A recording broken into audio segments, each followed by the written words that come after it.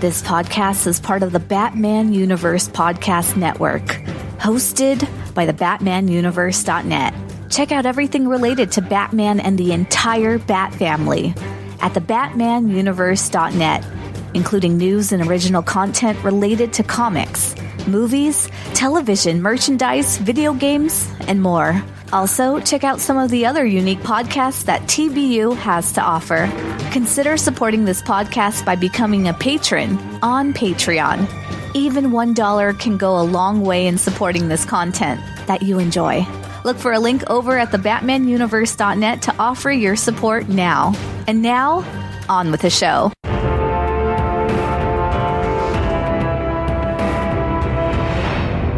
Hello, and welcome to another episode of the TBU Comic Podcast. Ian's somewhere doing something, so... I'm eating a cookie. This is Theo, and with me I have... This is Deb. This is Ian. Hello, folks. We're back, as you could tell. We're having fun. Too much cookie dough for dinner. This episode. I didn't have cookie dough for dinner. I had grilled cheese. With ham? No, Ew. grilled cheese. It's not grilled cheese if it has anything else with it. Yep. Right, it's grilled ham and cheese. Yep. Grilled cheese. With mustard. What? Mustard? Ham and mustard is the best combination. My husband hadn't seen Red October in so long he'd forgotten most of it, so we just finished watching that tonight, and it was so good. I love that movie. This is what we do before we actually start recording. I kind of prefer the Chris Pine Jack Ryan movie. I really like that movie. I don't think I've seen anyone but Alec Baldwin. That's my limitation. Oh man, the Harrison Ford ones, the first one was really good. The Ben Affleck one was terrible. Yeah, I saw that. At some point, folks, we'll be talking about Batman comics. This is what happens when you do the intro. I don't have a rhythm. Oh, that's kind of why I never listened to the Batman. I mean, not that I'll probably edit this out, but I tried listening to the TBU Bat fans, and they talked about baseball for 20 minutes. I was like, oh. They talk about everything. They talk about everything but Batman. And Yeah, that's kind of why I also have tried to listen to that. At least the TBU podcast with Dustin is like about Batman. Super on point, yeah. Because it's Dustin, he's like laser focused. All right, so we just have one comic to cover today. Yeah, Ian's taking over. And it's Batman 127. But before that, we have a little bit of news, thanks to Theo, who reminded me that I'm going to make my joke. They announced that Jeff Loeb and Jim Lee have written and are drawing a 5-page epilogue to Hush, which will be released in the Hush 20th anniversary edition. And I joked that I now expect it to be the 21st anniversary edition because Jim Lee will take that long to finish the art. Tell me I'm wrong, though. I'm telling you all, he and Frank Miller will finish All-Star Batman and Robin. It may be in a decade or two, but it's gonna happen. I bet that it's actually written. I think that it probably just Miller said, yeah, the script has been done. I would take his word for it compared to Lee saying, yeah, we'll look at it. Anyway, I do think it's kind of fun. I will be interested. We might, depending on what happens in it, we may cover it on the podcast or not. I mean, it all depends. It's only 5 pages, so it could be just 5 pages of Batman Catwoman making out. I'd read that. I'd buy which the whole we would cover because Steph is on the podcast, and I also enjoy a good Batman Catwoman making out scene. Although I prefer if it's not like Judd Winnick in the New 52, because there was no love there. That was just physical, and I don't where's the emotional connection? I didn't like it. I fell in love with them on a visual basis. They don't need to have an emotional connection. This is a lie. For me. Okay, you're talking about the person who, before recording, was married to Joshua Williamson, and because if he's Damien's daddy, then I'm Damien's mommy, and then we're married. It's the only thing that makes Batman sense. and Talia are not married. They are, in fact, estranged. And Talia al Ghul has nothing to do with it. That's true. And technically, if your mommy, then Grant Morrison is Daddy. Just saying. I pity that child. There's nothing special in my water. It's just water. Sure. It's the cookie dough. These are lies. So let us begin with our reviews with Batman 127.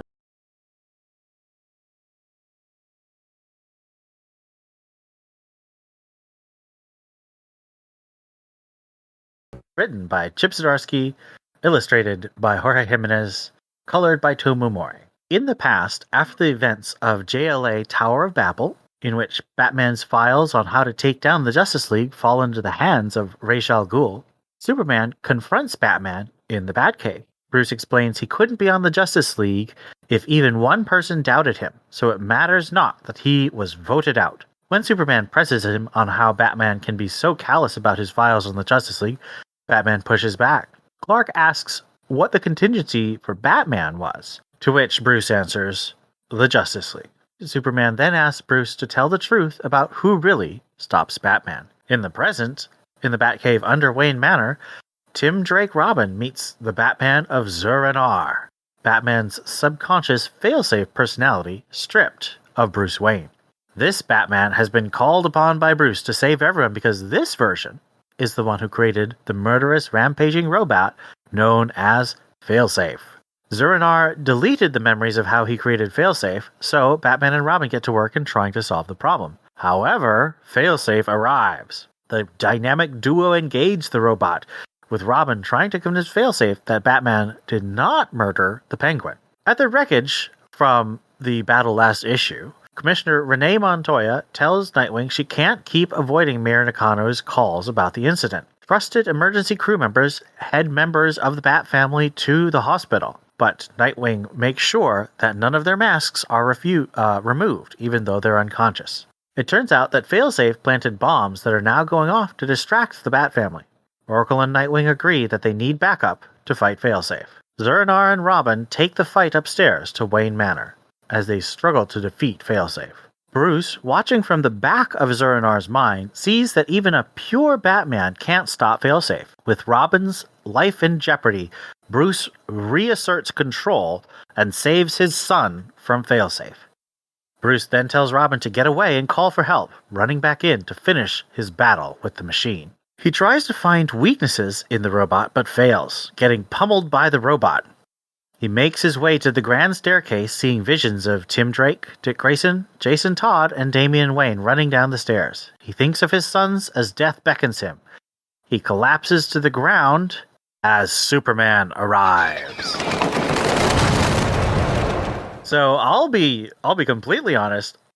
I did not expect Superman to show up. I think I was saying after the last issue that I thought that there's going to be some contrived reason why the Justice League can't show up, and I was okay with that because I prefer Batman to solve Batman problems. But how do you feel about Superman showing up?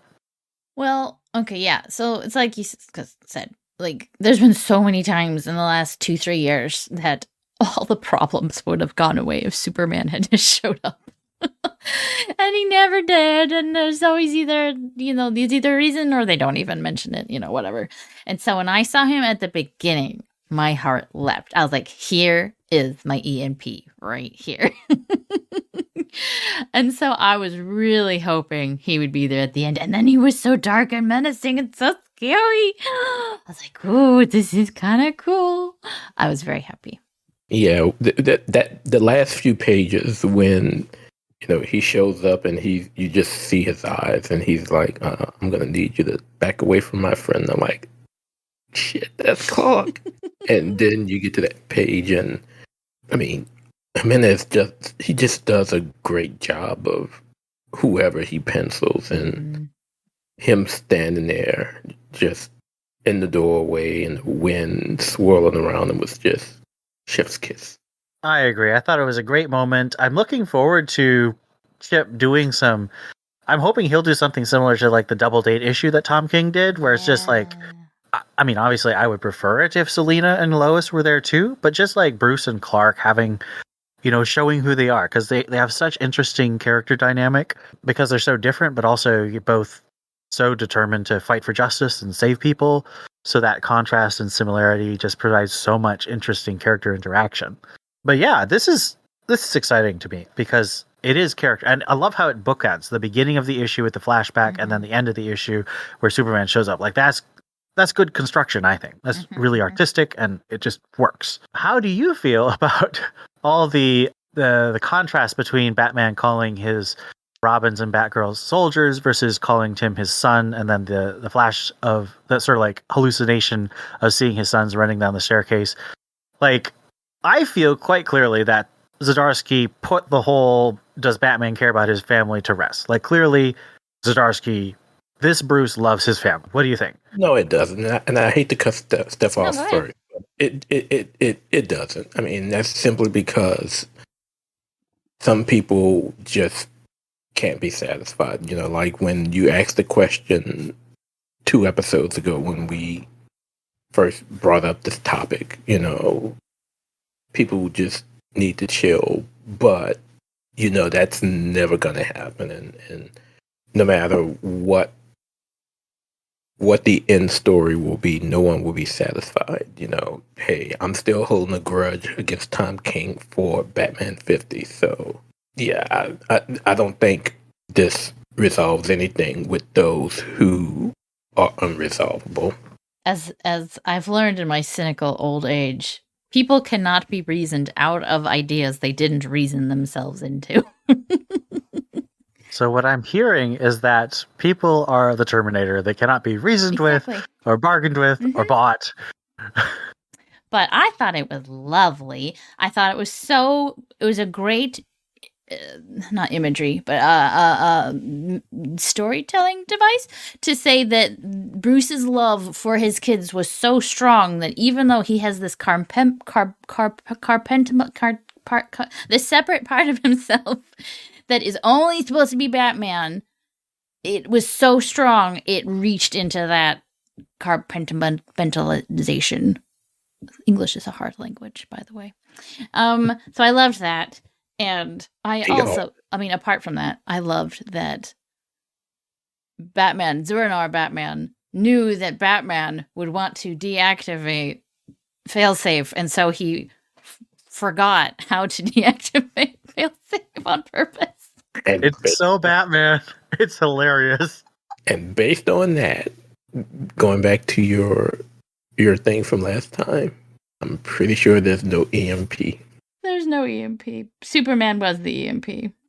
Do you think that this issue, or the run so far, these 3 issues, have given enough context of both, you know, Batman, Zuranar, and the Tower of Babel?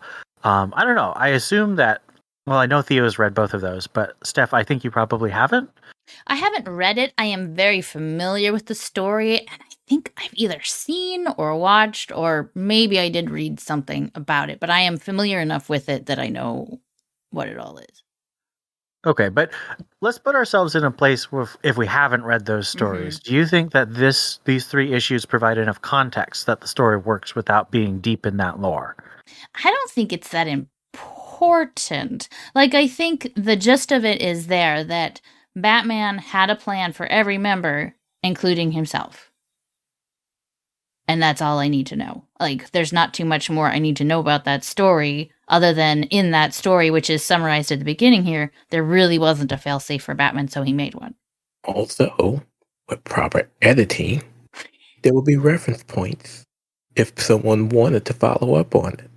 Well, there is one that says, see the JLA Tower of Babel, which I actually very much appreciated, that there was an editor's note for that. I felt like there was one more. But maybe I'm thinking back. But I didn't think there was one for RIP, though. There was one for RIP. There was? I'm pretty sure. Hold on.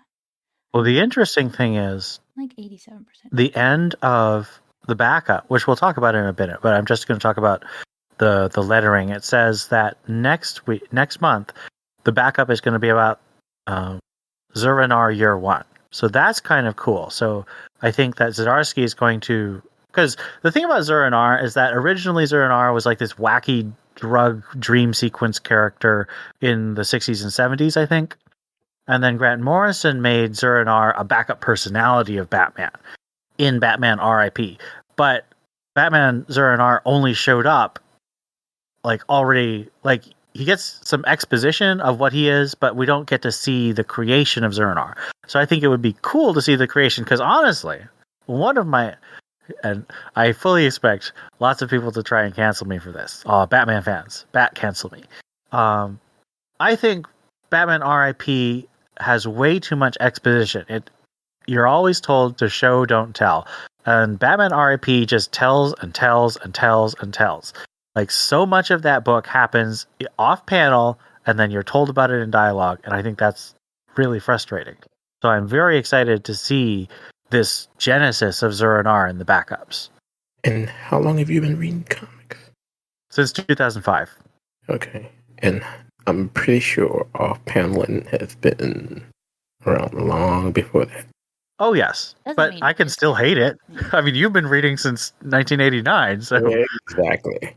And you still hate it, so I say that off-paneling always sucks. Page 9, Tim refers to the Zuranar Black case file, and then at the bottom it says, back in the comic, Batman R.I.P. storyline. Who's editing this book? Is this Ben Abernathy directly? It says Ben and Dave are the editors. Ben Abernathy and Dave Wielgos.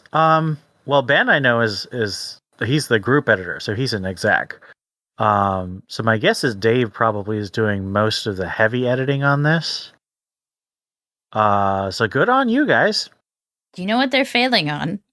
Knowing what length Montoya's her hair is and where she is. But that's a different story. Well, so on the hair length thing, when Montoya is the question, her hair length is different than when she's not. When she's in Batgirls, she's got a bob, and when she is in Batman, she has long curly hair. How long is her hair in I Am Batman? It's long curly hair. So, but she's in New York. Right. So here's an editor that I think is probably a very nice person, but I have some issues with how she does her job. I think Jessica Chen is not doing as good a job. At least in Detective, we have an idea of where things are in time. Do we? I thought Chen was editing Detective, though. I don't know, but there was a point where I believe, and we talked about this, because I know I covered it in my review, where we knew where things were because Penguin was still alive. That's true.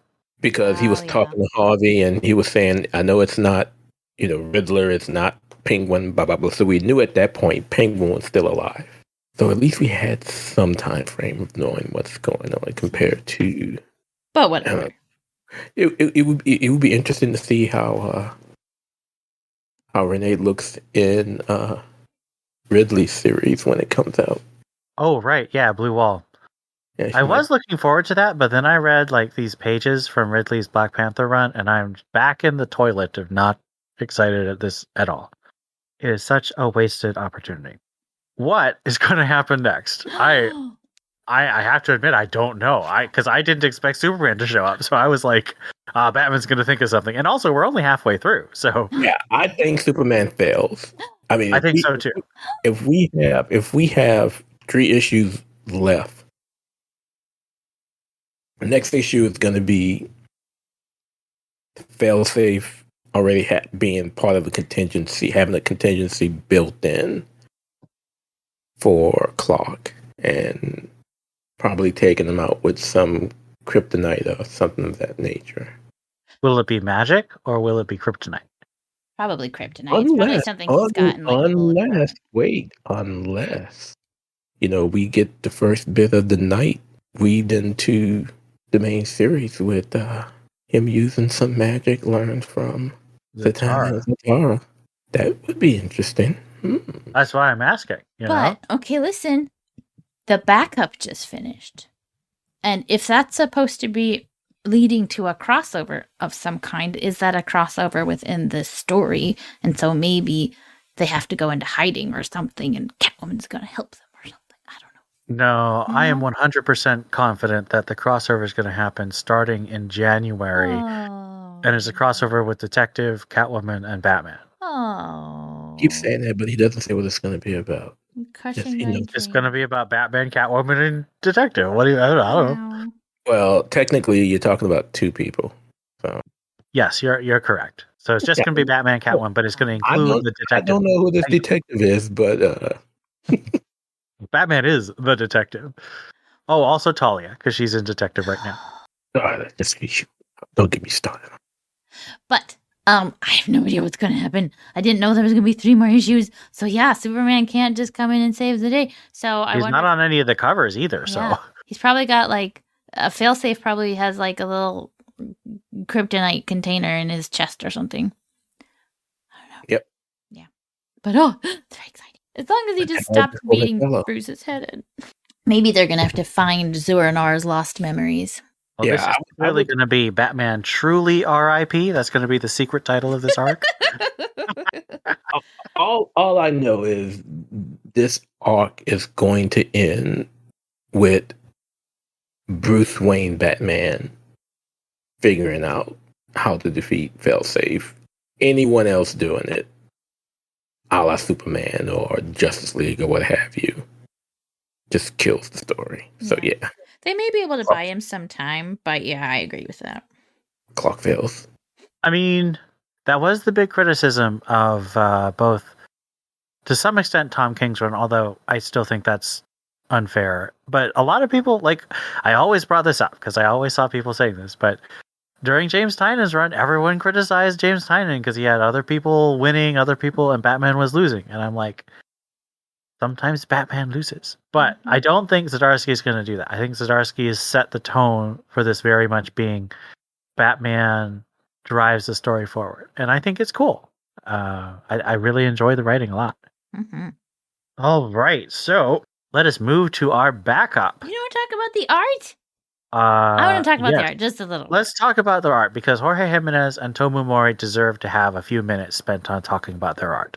Yeah, so listen, our problem with tech episodes is that we can't find a picture in the issue that is good enough to use as a cover picture. And the problem with Batman lately is there's too many and you can't pick just one. It's so good. I would appreciate just one decent drawing of Talia in this current run of Detective. And yes. I mean, in some panels, she looks more manly than Bruce Wayne. And that's okay. Let's talk about Jorge and Tomu Mori because they're doing an awesome job. They have my heart. It's going to be so hard when Jorge leaves because he has been feeling Batman since, when was his first issue? 90. Oh, I want to say it's like 90 or 91. And we're on 127 now. And he's done about, I want to say, like he came on 70% of those issues. Design. Didn't he come on with Grand Design? Yeah, he did 2 issues in The Designer. And then he did all of Joker War. And then he took 5 issues off. And then he did 11 of the 12 issues of the Prelude to Fear State and Fear State itself. Is he doing all 6 issues of this one? He's solicited for it. Mm-hmm. I mean, and so here's the thing. I looked back at some of the tweets he's been doing. He drew pieces of last month's issue back in February. He's been working on this. He's been working on this arc since like last December. So he's way far ahead, and he had to be because he's also doing that other. He's doing that Mark Millar graphic novel. So he's going to be super, super busy. But he says he's not leaving Batman, so he might have like 1 or 2 issues off for like special things. He might not do the crossover. But he says he's on Batman, and he's not planning on leaving. Which I mean, this does my heart good. I love Jorge on Batman. I love Jorge in general. I love him on Superman. I love him on Batman. I would love to see him do a Wonder Woman run. But like Batman is where we spend all our time, so I would love it if he just stayed on for another 3 years. I really hope that he becomes remembered as one of the Batman artists, like Jim Lee is remembered. Because I really think that what he's done on Batman is the equal of what Jim Lee did on Hush. It's really great. Oh, I don't know if I will go that far. But I feel like it's really memorable. And that's not to take anything away from Jorge, but what Jim Lee did on Hush is just no. I won't go that far. And again, I'm here for the spicy takes. I love Jorge, but no, what Jim Lee did on Hush is too phenomenal, and no, I can't. I won't. That's fair. Whereas I think I agree with Theo on a, I don't know, basic level. Like, I guess theoretical. I don't know. On some level, I totally agree. But I feel like Jorge's is more human. Like when I look at these faces, I see softness. I see emotion. Whereas Jim Lee, it was good and fantastic and like probably, theoretically perfect and great. Maybe not perfect, but wonderful. There was something mechanical about it. Whereas this, I just feel that like there's emotion in it. So, and we also got to remember the time and when Jim Lee drew Hush is far different than. Yeah, it's 20 years ago. Yeah, well, could be 21 before we see that anniversary, though. Not just chronological time, but from the art style. No, yeah, I know what you're saying. Some of those drawings in Hush would probably even be looked down on today. Because Hush is like the peak of its time, so we compare it to the peak of our time instead of comparing it to all the books that came out at the same time. Like, I've done a ton of reading around that time, and like I understand how revolutionary Hush was at the time. And it's like you have to compare what Jorge's doing to what the other people are doing. Like, well, like Howard Porter, the last Batman. I'll put it to you this way: there are very few artists right now that I would put on the same level as Jorge right now, and just one off the top of my head who I might say is better is Dan Mora. Yeah, that's I'm giving Steph dreams. Dan Mora Robin is one of my favorites. Dick Grayson more, but Bruce in jail. Bruce in jail. Oh, so good. All right, so I feel like we've done justice to this. So I will move on to Two Birds, One Throne, the finale of the backup series by Chip Zdarsky and artist Balin Ortega. In Metropolis, a man by the name of Paul Meredith leaves a bakery and heads back to his flower shop. Catwoman comes calling, outing Paul as Oswald Cobblepot the Penguin. It turns out that the money Cobblepot left to a bird sanctuary went to a shell company for bird supplies that was owned by a modest florist named Paul Meredith, a man who recently had a nose job.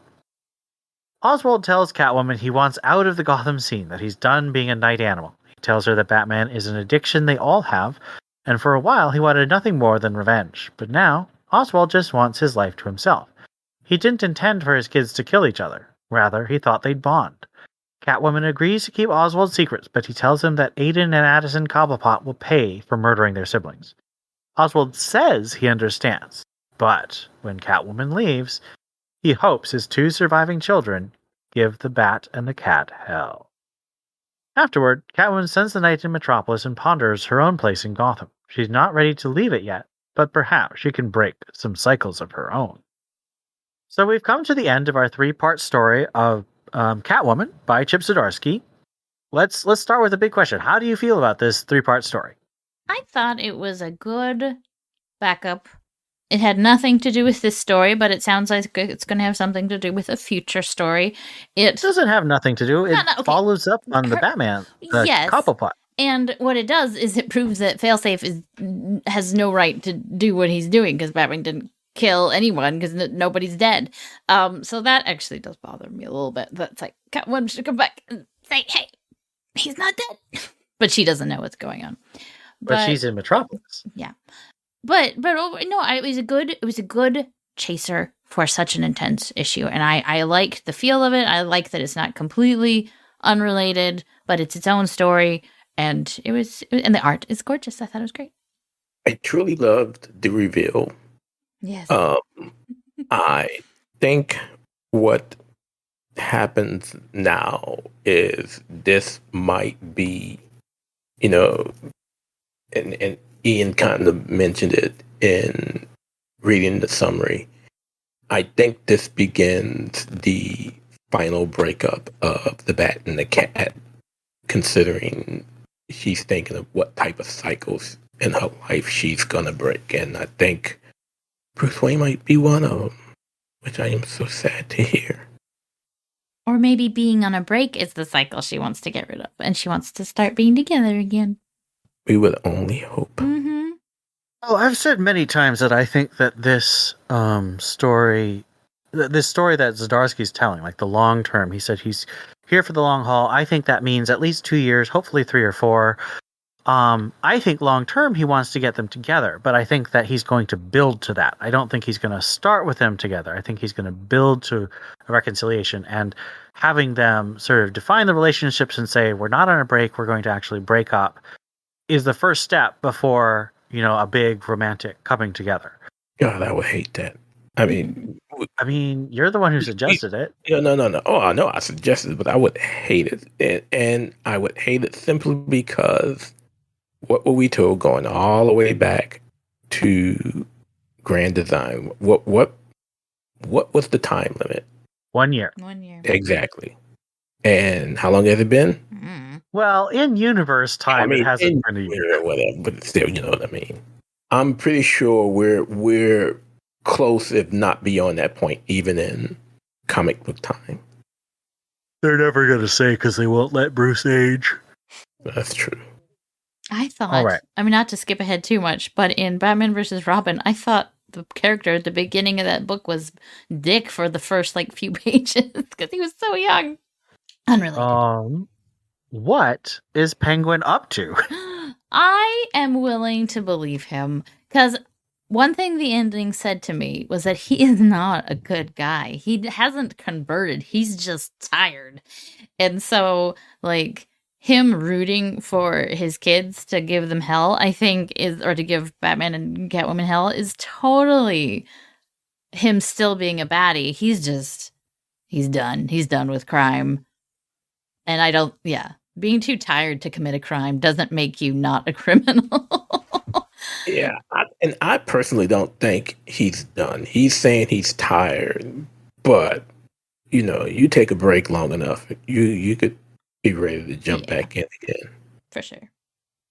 He just has he'll jump back in with a different looking nose. Mm-hmm. I personally think he's not tired at all. I think he's completely lying the whole time and has an evil plan that's going to happen. And it's quite possible maybe he'll be responsible for the crossover, since he is in this Catwoman story. Or he could be the overall big bad that Batman will have to face in the end. I'm not saying I'm not totally thinking that that's a possibility, but I think it is equally possible that he is just wanting to be a rich florist. Basically, I just think that Penguin is a liar and evil and probably has sex with penguins. So... Ew. That is a joke, by the way. I do not actually think that Penguin had sex with penguins. He enjoyed Tom King's run on Batman. He totally believes that Penguin had. Tom King did. I don't have to accept that. I'm not going to tell you to not be in denial about something, because that is where I live. Were you surprised by this twist that Penguin was alive? I didn't see it coming. I mean, to be fair, I wasn't thinking about it too hard when I was reading it, but I was actually fairly surprised. I could see it coming before the big quote unquote reveal, but I was like, oh, that's so cool. And then when he took the knife out and he's just cutting his muffin. I don't know. I liked it. It was I don't think it was shocking, but it was definitely a fun surprise. I totally saw it coming, only because I read the issue weeks before Steph did. So that's not seeing it coming. I saw it coming. So Steph didn't see it. But other than that, no, I didn't see it coming. Good I was also surprised. I probably shouldn't be, but this issue had 2 good reveals. Yeah. Are you guys excited for the Zur-Nar backstory? I don't know. I mean, I'm excited just because I think it's clear that Zdarsky's proved that he's Yeah. a really good writer now. I will say that's probably the only reason I am, is that, well, one, backstory of a character I don't like very much has been proved to me by Tynion doesn't matter. It could still be an amazing story, and that's why Peacekeeper 1 is like was one of the best single issues of that whole year. So and then like you said, Zdarsky has really been proving himself in the Night. Is that what it's called? I always forget what it's called. Yeah. The fact that you have to ask that question I don't remember is anything, very dude. hurting. It's just hurting right here to my I heart. have slept since the last time I read an issue. And these last 3 issues have been so crazy and exciting that I have hope that it'll be good, but it is by no means on the merit of Zuranar being the character that it's going to be about. Theo, are you excited about the Zuranar backstory? I am not. Of course, I'm excited. Come on now. Oh, you gotta be more sarcastic. You gotta drip with sarcasm. Otherwise, I will miss it.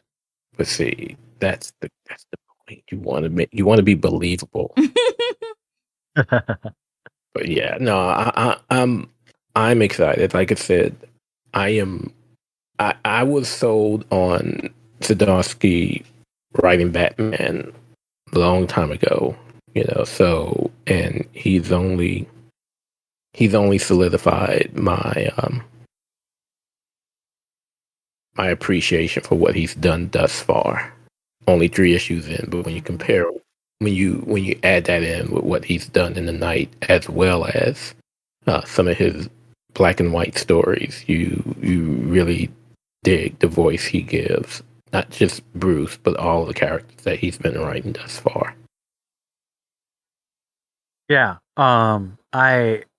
I've tried to find some like thoughtful like detractors from Zdarsky in the reviews, and all I'm seeing are stupid complaints like, "Where did all the Bat family come from last issue?" I'm like, "What do you mean? It's Gotham. They're hanging out. This is not bad writing." Sometimes I really despair of comic book writers and Tumblrs and Twitters. Like, it just, You mean commenters? yeah, comic book social media-ers. Predators. I mean writers too, but not these ones. All right. So, out of 5 backup plans, because both Batman and Penguin have backup plans in this issue, how many will we give this issue? Y'all, I've decided to be a little more gracious and give a book what it's due, and I'm giving this, I think, a 4. Like, maybe 4.5. 4.5. I will say 4.5. This book gave me feels. Zuranar Batman now loves the Bat family too, and Superman is there, and it's just so good, and the backup was great, and it threw me for a loop, and this is 4.5 out of 5. This was a great issue, and the art is just excellent. I am leaning 4.25, but I will do a solid 4. I'm going to go with a 4, but it's a 4 that wants to go up. Yeah. It's a little early in the arc for me to really want to go higher, but it is a phenomenal issue, and the backup adds to it. It's not taking away points. It's meeting the level of the main story, and it's really good. Whole good package, fully endorsed buying this comic. Okay. So wait. So Scott Walden, I know you're. And Scott gave it 3 on the website. I don't know why. That's so low. Yeah, Scott, you and I are gonna have to talk, buddy. This a 3? Come on now. So that gives us an average of 3.88, and because of Theo, it gets a mode of 4. I changed my score. 2. Anything else? 4.1. 3.9999. Rounds up to a 4, still a mode. Whether you are a first-time TBU Comics podcast listener, a 13-year veteran, or anything in between. We'd love to hear what you think about this episode or any of the comics we discussed. Send emails to tbu@thebatmanuniverse.net. Join our Discord server linked at thebatmanuniverse.net. Send us a tweet at TBU_comics. Or, if you're a patron, leave us a comment on our Patreon page. We'd also love it if you left us a review on iTunes.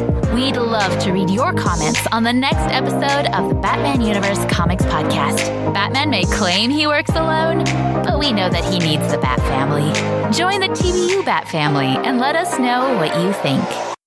All right, so let's start on our Greater Gotham. Thankfully, not nearly as much as last time.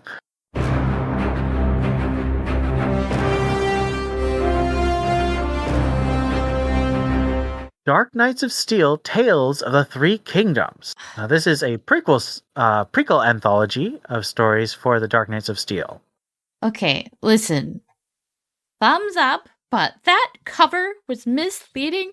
I thought this was going to be like Muppet Babies, the Batman issue, and it wasn't.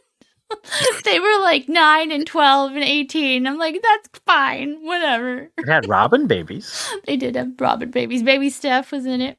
Sort of. Yes. But thumbs up. It was really cute. I love the whole issue. Yeah, thumbs up for me too, although I was not too pleased with Bruce turning on Bane. I was hoping that somewhere down the line, as we got back into the main story, that would come back. And oh, yeah. He could still be there. He just went to prison. Did he get executed? I don't remember. Well, yeah, he didn't go to prison, but I'm just saying it would have been interesting, and it still may happen, that Bruce uses what Bane taught him to take down Clark. I think this may surprise you, but it's also thumbs up for me. Probably because Tom Taylor only did a third of the book. I know, right? It has Steph in it, and Tom Taylor didn't write very much of it. So 2 positives for me. Oh my goodness. But no, it's really, really cute. It's a really fun. And this is the kind of thing, like, one of my problems with the Dark Knights of Steel is I feel like it's all over the place. But in an anthology, being all over the place is kind of the point. And I feel like the stories kind of flesh out the world in ways that I find interesting rather than, trying to tell this like fast moving plot, but there's so much world building that he's skipping over. I don't know. This just worked for me a lot better.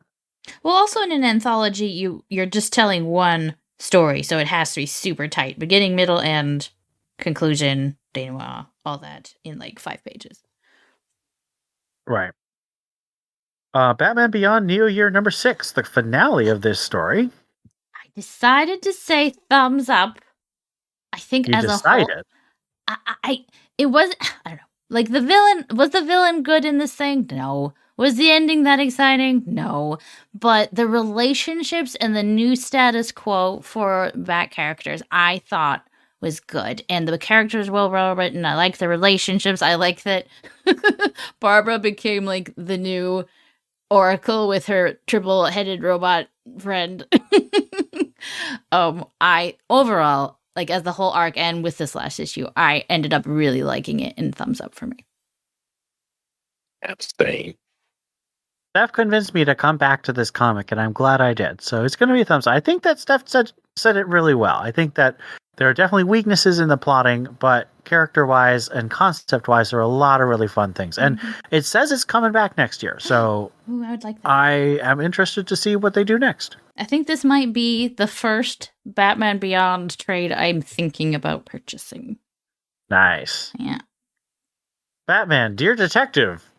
Skipped it. Thumbs down. Thumbs down. Lieber Mayho he's very skilled, but I don't really like his style.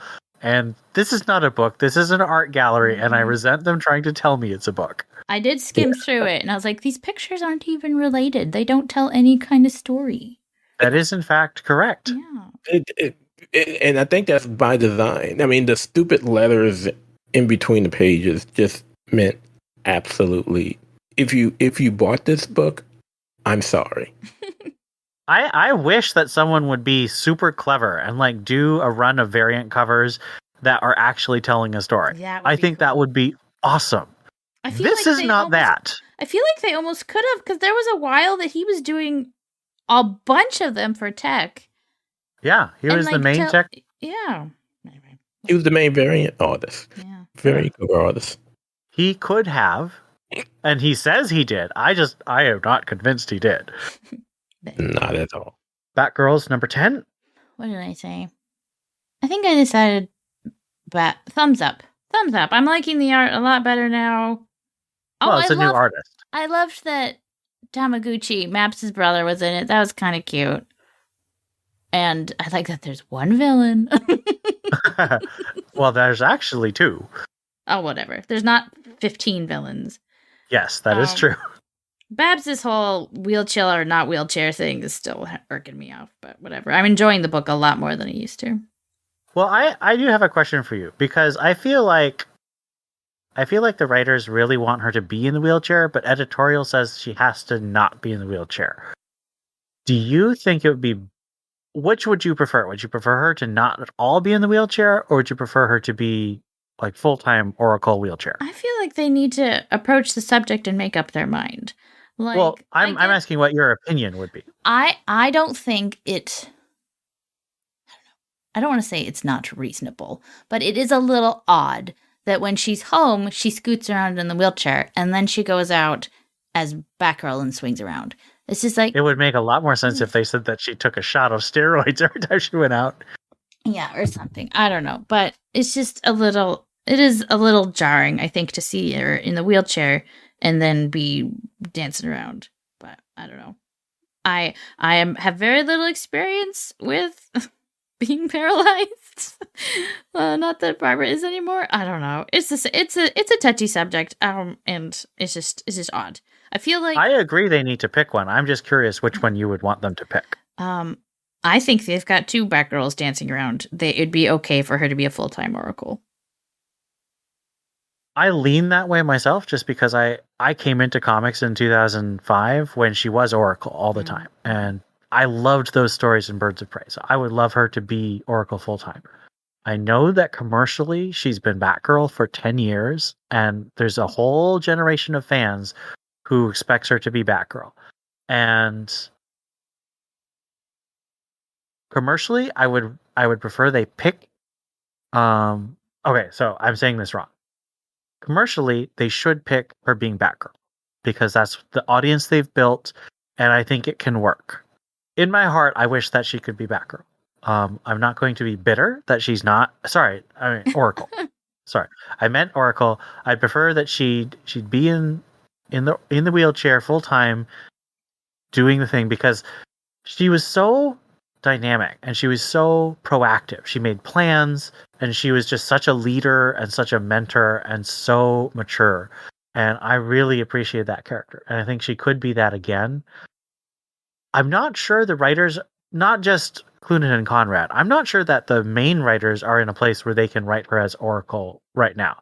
Because writing her as Oracle requires a lot of complicated and careful plotting. If you look at how Chuck Dixon and Doug Munch and Devin Grayson and Scott Beatty and all those writers in the 90s and the early 2000s, how they wrote Oracle, those were carefully plotted. The plots in today's stories, I am not going to say they're bad, but they're much more interested in thematic resonance and action than they are in the careful sort of puzzle pieces that the writers in the 90s and early 2000s put together. And I think you really need those careful puzzle piece type plots to make Oracle really powerful. Have Priest write Oracle. Oh, why are you making me want things I can't have? I want it so much. Oh, he's such a good writer. As someone not reading this book, I will only say I prefer Babs as Oracle. However, I don't think it requires her to be in the wheelchair. I would agree with that. That is true. But I feel like if she's not in the chair, all the Batgirl fans are going to be like, "Why isn't she Batgirl?" Yeah, just burn the suit. They tried that in Burnside, and we got a worse suit. Burn the suit, marry her off the dick, and say, "Hey, I will stay home." Ever have a baby? Yeah, there we go. Problem solved. Oh man, the Dick Corey shippers will go crazy. They have been going crazy for the last 6 months, and I am so sick of it. And then They've you been have the going people. on this for decades. So Yep. at this point, doesn't matter. But they're so obnoxious and unpleasant about it. Unless our listeners are Dick Corey shippers, then we love you. No, and it's I really don't great. care. Come at me, Dick Corey shippers. I mean, they We're a officially, Batman podcast. We are allowed to ship Dick and Babs. they officially called it quits in Titans Academy, Teen Titans Academy. Which no one was reading anyway. Follow Frozen. Let it go. Yes, Elsa. All right, and for me, this is also a thumbs up. I am still enjoying it. It's definitely a step up from the last, the 7 and 8. I really like Neil Googe's art. I will agree. This book has some flaws. It's not the book I hoped for, but I do enjoy it. Like, I do enjoy reading. Batman Urban Legends number 19. Steph, do you remember what this book is? Oh gosh, I wanted to have. I don't nice remember. things. I wanted to have nice things to say about this, and the Duke Thomas or the Outsiders. Oh, Outsiders. Yeah, lovely. that was a good story. That was really good. It wasn't worth paying $10 for this book. This book was garbage. There was a 2-page quote unquote Two-Face story. There was that Alfred story that is so wordy and boring. I can't read it. I literally can't read it. I fall asleep reading that story. And then there's the creepy ass ventriloquist story. Oh, that was so messed up. And then if there was anything else, I don't remember because the ventriloquist story squeezed it on my brain. Oh, the Croc story. That was a good. I think that was a good idea. And there was some. I think there was good stuff that could have been good in there, but it was terrible. The whole thing was terrible. Yeah, I mean, I really wanted to give this book a neutral, and I could not do it because one, the Outsider story is already over. Like, really, it started out with a bang, and then it was bloop, okay, now it's over. Yeah. 2, we get no announcement of a Outsider series, so I'm hoping upon hope, Marie Javins, that I don't jump out of my first floor window screaming that it pops up and solicits, which at this point I don't think it will, because usually stuff like that leaks around this time. And then again, like Steph said, those other stories were just, I mean, the Damien thing was, I mean, you blink your eyes and you missed it. The Alfred story was just, I don't know, talking to Bruce while he's getting thrown out of helicopters and stuff. Just, no. I was not crazy about the Croc story at all. And the Vinquilidus story, just don't let your kids read that. Don't let your kids read it. Oh, I could never eat spaghetti again.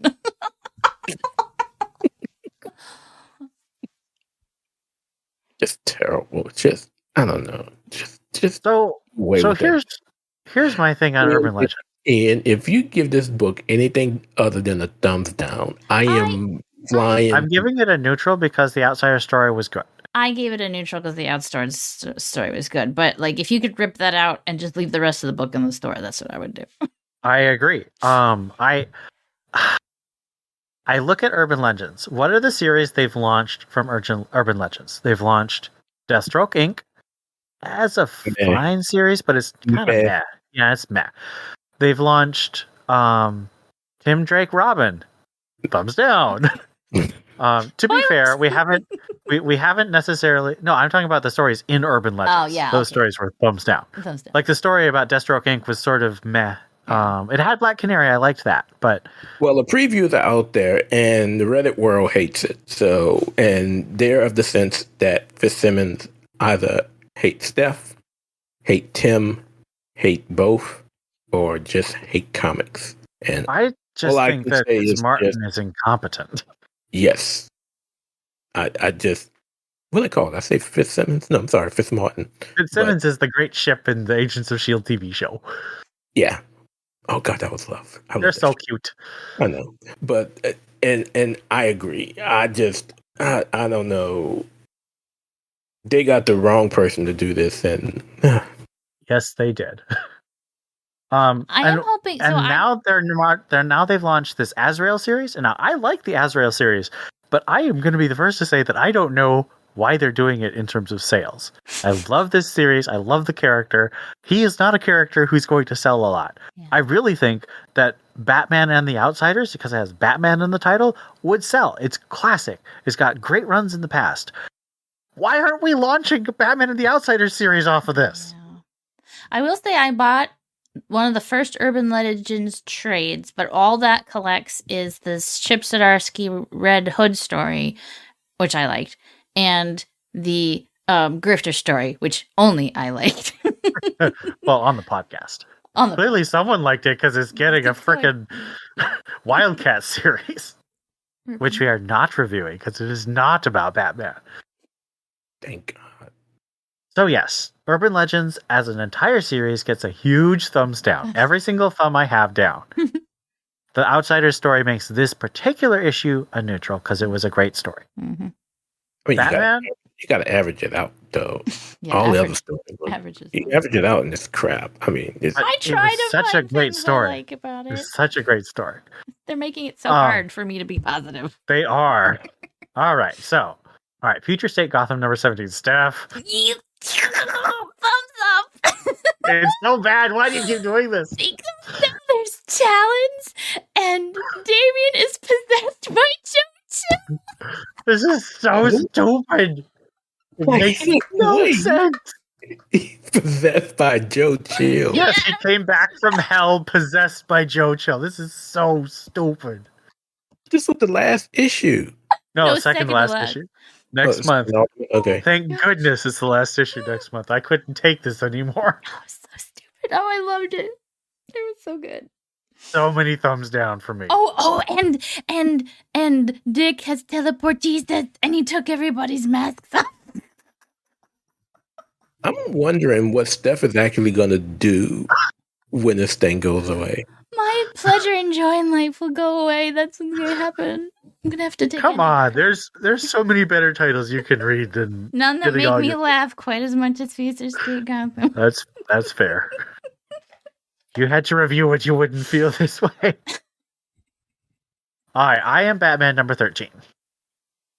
Oh gosh, neutral. And the only thing keeping this from being a thumbs down is Tiff. Tiff's little storyline is getting interesting, but this book is down. I like Tiff, so but still, it was. I'm kind of ready for this to end. I am super ready for this to end, and there's no freaking end in sight. It's a neutral for me because I actually enjoyed seeing Question. I thought that was cool, but man, this book is testing my patience. Also, I like the art. I think Christian Goutte is a good artist. Yeah, he's good. All right, Batman's Mystery Casebook. This is a young adult's graphic novel. They're doing a preview issue for Batman Day. Just basically Encyclopedia Brown, but Batman. I read the Riddler story. I think I skipped the second one because it just wasn't my jam. And I think I had read the last one somewhere before. I think that was previewed somewhere and I read it. But anyway, it was cute. I didn't rate it because I didn't finish reading it and it's just not my jam, but it was really cute. And I think it is a great entry point for like older, younger kids who want to read a Batman comic and maybe they shouldn't be reading The Ventriloquist. It's an abstain for me for several reasons. One, it's a young adult book, and I'm an ancient adult, so that doesn't jive with me. And I'm kind of turned off for the fact because when it was first solicited way back then, before I actually saw the cover and read the solicit, I was thinking, "Wow, they're following up on the Black Case book," and this is not that. It's an unfortunate title. Yes. This is not that at all. So, pass. I did the review for this. I'm a huge fan of Shawley Fish. I also did the review for his Batman Scooby-Doo Adventures, which is coming back, and I'm kind of excited about that. I feel like this was kind of constrained by editorial. Like, he has a very small cast. He does push against that cast sometimes, and he's very clever.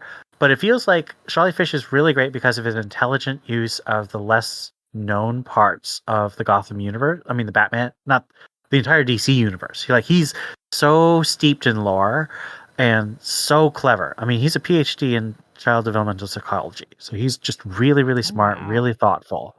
And so this is very well done. And like I said, it's got the Encyclopedia Brown structure where they give you the first part of the story and then you're supposed to stop and try and solve the mystery. And then it shows you how to get there. Very educational. I like the themes of solve your problems with your mind, not your violence, not cheating. Just use your mind and put things together. Good stuff. It just feels a little constrained because it doesn't play to his strengths as just such a rich wellspring of lore and creative plotting. So I'm going to say thumbs up, but it's kind of a weak thumbs up. And it's a very big thumbs up for small kids. It's just, as an adult, I enjoyed his Batman Scooby-Doo because he was able to really delve into some of the lesser known characters and the plotting. Poison Ivy number 4. I didn't read it. I got it from the box from the only 2 weeks I pulled up. But anyway. I am losing my mind. Did nobody else read it? Well, it was a neutral for me. I wasn't going to read it anyway. I mean, he wasn't going to read it anyway, but I've been following Poison Ivy. You pull it up because I'm pretty sure. Hold on, let's look it up. Poison Ivy number 4 release September 6th. That was last week. I didn't read it. Didn't read it. Well, it's a neutral for me. It was very heavy-handed on the evil corporate man, which, I mean, fair. And the evils of the way Amazon treats their employees, which, again, fair. But it's just her killing It would come across a lot better if it wasn't from another big corporation. But, I mean, it's just her killing people feeling like she's allowed to. And it's like, that's not how you solve problems. And then she cheats on Ivy. Although I guess they're technically on a break. I don't know how that works. Harley, that's what I said. And like she's having sex with this other woman, thinking about Harley sitting there watching them and waving at them. It was a whole weird thing. So note to self: this book continues to sound like things I don't want to read. So neutral. She's having some thoughts of like doing nice things. Like she kills the guy to be nice, so there's that. But what? It's because he's mean to his employees. Because he works for Amazon. I mean, they never... disclaimer, they don't say... Okay, mean to employees doesn't mean deserves to be murdered, though. Well, he also sexually harasses people, and apparently that means he... Still not deserving to be murdered. I know, but anyway, so... Neutral, because maybe she's having some character development, but I'm having problems sticking with this book. Well, I've never stuck with this book, so nope. Well, please don't plant any spores in me, but I promise to be caught up by next episode. Oh, good. That's it. I'm done. All right. Now we're going to get to the book. Batman vs. Robin number 1. This is written by Mark Waid and illustrated by Asad Ribic, who came over from Marvel. Let's give it a quick rating, and then I want to talk about the big thing of this issue. I don't even know. What did I say? What did I write down? Thumbs down, but like not an emphatic, I hate this thumbs down, but like I don't like where this started thumbs down. Obviously, they're going to have to give us some backstory because everything Robin is doing is stupid. He's hurting children who are working for him, and he's being a jackass and not explaining himself. And of course, that's all storytelling, whatever. But yeah, overall. Oh, and you don't know who Bruce is at the beginning and like why he's at Wayne Manor. And also they had this whole thing about Zatanna being part of the story, and then she shows up, she's hanged herself. But she still gives them advice because that's how that works. And magic isn't my favorite use of thing in books. So in conclusion, thumbs down with potential for getting better, but I was not impressed with this first issue. So for me, it was neutral trending down, but I think my friend Steph has talked me into going all the way. So for me, it is thumbs down as well. There was just too many things I didn't like. Too much off-panel land because again, you don't know how Damien gets to be who he is, and then there's the question that we haven't discussed yet. It's just a little bit too much. Thumbs down from me as well. I did not enjoy this book at all. I think there are good parts of it. I don't think the writing is terrible. I think the art's very nice. But I feel like the writing, especially structurally, it buys that thing where it's like you got to start the story in the middle. And I'm like, you don't really have to start in the middle. Like, I feel like this is too abrupt. It's too frustrating, and it's frustrating in a way that makes me just not want to read it, rather than frustrating in a way that's like, oh, I want to know how this got this way. Yeah. I agree. Yeah. Because it spends too much time starting with that jarring action beginning. Well, it leans into that. Like, most of the story is just being deliberately unpleasant to show you how bad things are. Yeah. And I feel like what also like pushed it to the like thumbs down emphatic for me was that Damien's one of my favorite characters, and I feel like it's stories like this that fuel the fire of people who hate Damien, and that bothers me because I love Damien and this is not who Damien is.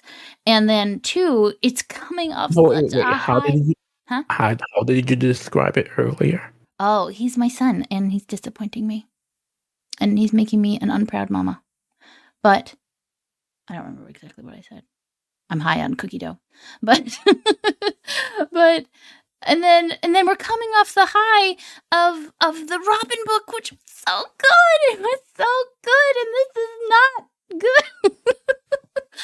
And it's just such a drop in again, not production quality. The writing itself isn't cringeworthy. The art is fantastic, but it's just not a story I want to read. I wanted to keep reading Robin.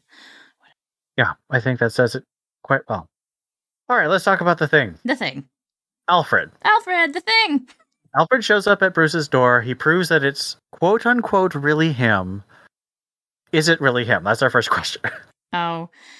I mean, to be honest, I don't really care.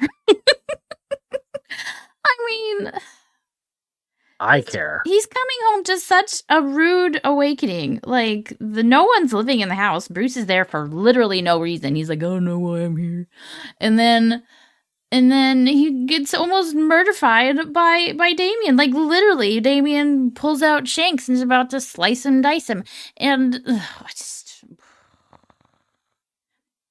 if it's magic, whatever. Actually, someone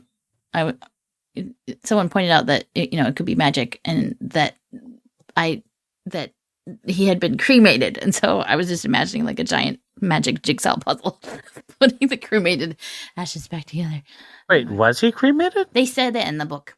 They said it in the book. Bruce said he was cremated. In this book or in Pennyworth R.I.P.? In this one.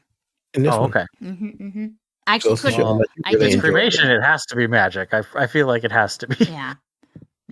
Either magic, clone, or it could be a clone. something. Water clone. Sorry. The reason I'm so torn on this is I desperately want Alfred to be back. Yeah. But I feel like the way they're doing this feels like it could be yanking the rug out from under it. Like they'll say he's back, but then at the end of the book, he'll either die again or it'll be a clone and he'll fade away into nothing, even though that's not how clones work. Or it's another Clayface. Stop it, Marvel. This is a water clone. That's not a thing. Or it's another Clayface. Or it's another Clayface, or it's... I want him to really be back. I don't want this to be a trick. It's going to be something that'll piss us off. So and again, I see that as a Mark Waid fan. Part of me wonders if it is magic, if it's something someone, I don't know who, would have come up with to try to level out Damien. Because I feel like since he went, again, coming off the fantastic book of Robin, where the memory of Alfred was enough to like level out Damien and help him find himself or whatever it was, that having a real Alfred around would help bring Damien back from whatever he is going under right now, because we don't know. But I mean, that would be heartbreaking, because if it's not really him, then screw that. I feel like a thing like Alfred coming back from the dead is something that should be an event. And I feel like that should be like the crossover event. Like Catwoman goes to find a mystery and finds Alfred, and it's like part of a big event that's over many titles because Alfred's a character who touches every Bat character's lives. He is so beloved, so effective as a character, so narratively useful. He's got such good relationships. He's got a strong voice. Like, I know this is supposed to be like an event miniseries, but it's just one series. And no other issue is connected with it. Nothing else is talking about it.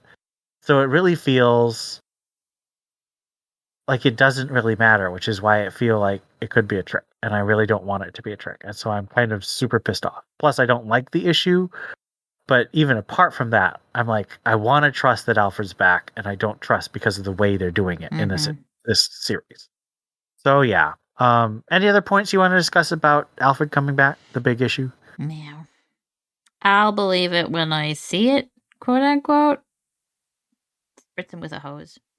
Yeah, I will believe it when he starts being solicited in issues that are not in this series. When he starts showing up in other books, I'll believe he's back. Now here's a question. So I used to watch and still do on occasion Rick and Morty. And part of the humor of that show is that the Rick and Morty we see now are not the Rick and Morty from the beginning of the series because they've been shifted between reality lines and rebooted and cloned and so many other crazy things because it's nihilistic humor where they believe nothing matters. But so if this turned out to be some kind of clone, but emotionally he feels like he's Alfred, would you be okay with him being the new status quo Alfred? If he has all the memories, and acts the same as Alfred, I would be okay with it, although it wouldn't be ideal. I wouldn't prefer it. He'd be Archimedes, Alfred. I'm calling it now. He's a clone, and they used Bruce's Wayback Machine from Scott Snyder's run to put memories in him. Problem solved. And it's still stupid. Yeah, it's still stupid. All right, that ends our Greater Gotham. We didn't really have any listener feedback, unfortunately. You guys should talk to us. Tell us how you think. Tell me I'm wrong for what was I saying that I was going to get canceled for today? Your opinion of something. Yeah, was it that I didn't like Batman R.I.P.? I think it might have been that. I still haven't read it. Come at me, bros. And sisters. And sisses. Let me read our supporters. If you support us a certain level on Patreon, we read your name every episode, and we really appreciate what you do because you fund our servers that let us have our archives. And those archives are really cool resources for people. Like, I've gone back and listened to tons of episodes. Just seeing what comics were like back then. You get your reviews and your analyses and really good relationships with the podcast hosts. Not me, because I only started in 2017. Or 18? Yeah, I think it was 18. All right. We appreciate Lisa Slack, Ian Miller, Gerald Green, Joshua Lappin-Bertoni, Rob O, Tim Garassi, Stephanie Mounts, Donovan Morgan Grant, Stanton's Grave, Donald Townsend, Ed Grouse, Captain America, Mary Garrett, Austin Davis, Johnny McCloskey, Cesar Diaz, Jessica Morales, and David Richards. Thank you all so much for supporting us and letting us keep our archive and our website going. That brings us to the end of our podcast. Thank you all for listening. This has been Ian. This is Steph. And this is Theo. And we'll be back next time with more exciting reviews.